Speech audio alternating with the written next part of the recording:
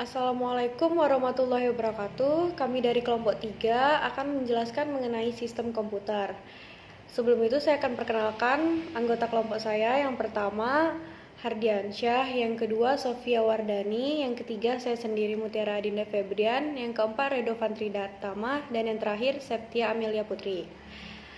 Sistem komputer merupakan komponen yang saling berhubungan antar bagiannya. Nah, selanjutnya setiap komponen ini akan melakukan tugasnya sesuai instruksi dari pengguna komputer. Fungsi dari sistem komputer yang pertama menginput data yang ada. Semua jenis data yang diinput oleh pengguna komputer itu menggunakan perangkat hardware seperti keyboard, mikrofon, mouse, dan sebagainya. Fungsi yang kedua yaitu memproses data yang telah masuk. Data yang sudah diinput oleh user berbentuk bahan mentah. Jadi setelah sistemnya diinput, sistem akan melakukan proses dengan mentransfer data mentah menjadi informasi yang bisa dibaca oleh memori komputer. Proses ini dilakukan oleh Central Processing Unit atau disingkat CPU. Fungsi sistem komputer yang ketiga yaitu menghasilkan data dari input yang telah dimasukkan.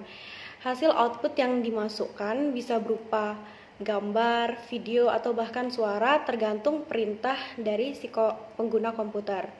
Dan fungsi sistem komputer yang terakhir yaitu menyimpan data yang diperlukan. Data tersebut berupa hasil output dan hasil olahan memori komputer.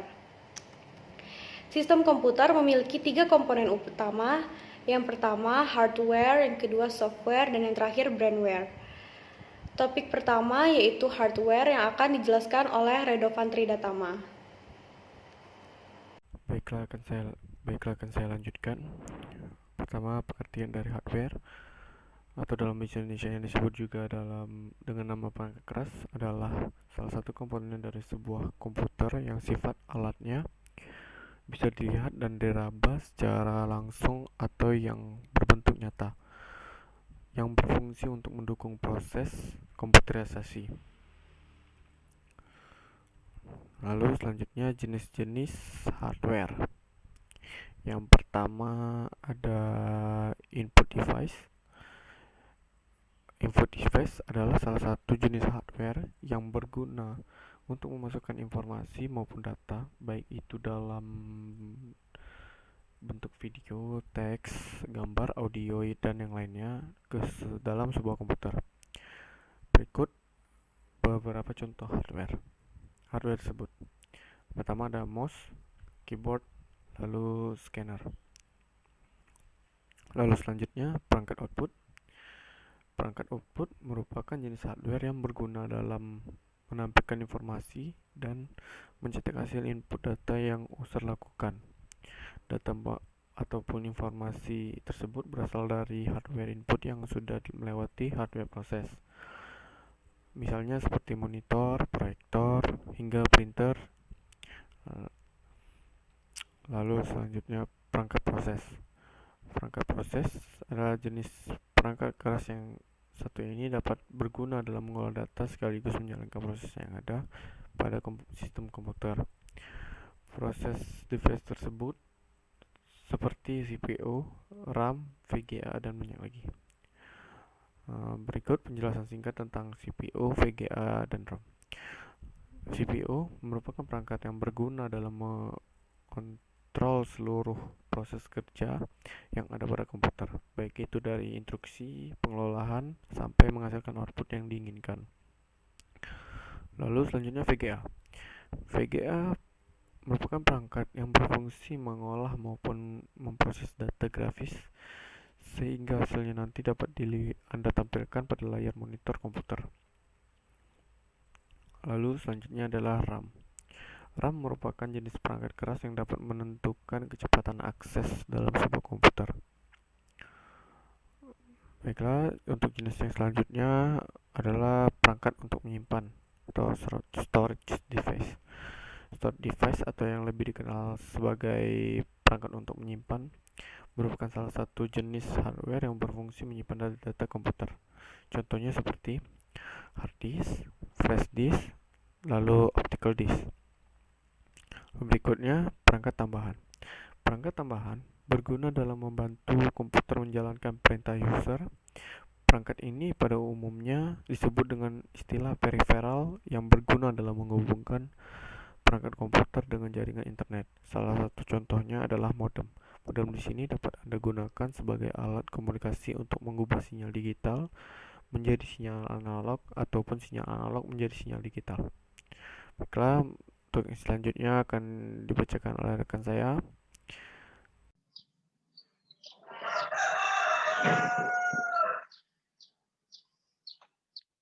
Assalamualaikum warahmatullahi wabarakatuh. Selanjutnya saya akan menjelaskan yaitu tentang software. Software atau perangkat lunak adalah komponen sistem komputer yang tidak memiliki bentuk fisik dan tidak berwujud. Software mempunyai wujud digital yang tersimpan di dalam memori komputer. Software juga diartikan sebagai program yang berisi perintah-perintah untuk melakukan pengolahan data. Yang selanjutnya, software memiliki jenis, yaitu ada 3 jenis. Yang pertama, sistem software. Sistem software digunakan untuk mengatur dan mengontrol komponen agar bisa berinteraksi dengan hardware dan software lain. Contohnya, sistem operasi komputer. Yang kedua, utility software. Utility software digunakan untuk menjaga dan melindungi sistem komputer, tetapi tidak memiliki kontak langsung dengan hardware. Contohnya antivirus dan disk defragmenter. Yang terakhir, application software. Ini digunakan untuk menyelesaikan tugas baru di user. Contohnya web browser, game software. Nah, komponen sistem komputer yang selanjutnya adalah brainware, di mana brainware adalah orang yang menggunakan atau mengoperasikan serta mengatur sistem komputer. Dengan kata lain, brainware adalah seorang manusia yang memiliki kemampuan dalam menggunakan komputer. Brainware juga sering disebut sebagai perangkat intelektual yang memakai dan menjalankan sistem hardware dan software. Nah, brainware menjadi salah satu hal yang penting. Mengapa? Karena dalam sistem komputer, hardware tidak dapat dijalankan tanpa adanya software. Namun tanpa adanya brainware, maka hardware dan software juga tidak dapat dijalankan. Maka ketiga komponen tersebut harus saling melengkapi. Jenis-jenis brainware yang pertama yaitu programmer. Programmer adalah orang yang membuat program yang dibutuhkan dalam sistem komputerisasi. Selain itu, programmer juga dapat berperan sebagai pihak yang menjaga keamanan dari sebuah sistem komputer. Yang kedua ada sistem analis. Seorang yang memiliki tugas dan kemampuan untuk mengolah suatu sistem operasi beserta program yang dijalankan pada sebuah komputer maupun jaringan dalam perusahaan. Yang ketiga ada administrator, yaitu orang yang bertanggung jawab langsung terhadap sistem database perusahaan yang tugasnya mengatur, mengelola, dan menyimpan sebagai arsip perusahaan yang tidak boleh hilang. Nah, yang keempat ada operasi, yang orang yang menjalankan sistem operasi dan program dalam perangkat komputer. Misalnya merawat sistem operasi komputer, menyiapkan data untuk diakses, dan lain-lain. Dari sekian banyak jenis brainware, itulah 4 jenis di antaranya. Baik, di sini saya akan melanjutkan presentasi yang telah disampaikan oleh teman saya sebelumnya. Nah, di sini kita akan masuk materi tentang penerapan sistem komputer dalam kehidupan sehari-hari. Di sini terdapat 5 bidang, yaitu yang pertama ada bidang industri, yang kedua bidang niaga, yang ketiga bidang bioteknologi, yang keempat bidang pendidikan, dan yang kelima bidang militer. Kita masuk yang pertama yaitu di bidang industri.